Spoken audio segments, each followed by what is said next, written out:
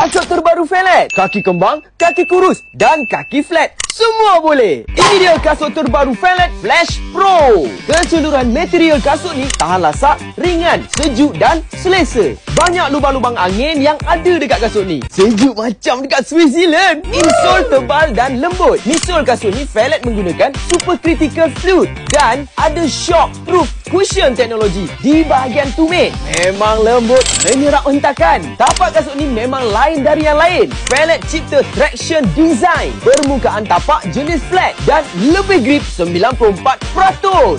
So, lebih laju pergerakan kaki dan selesa. Lagi-lagi orang yang tapak kaki jenis flat foot, korang mesti suka kasut ni. Kejap, dekat mana carbon plate dia?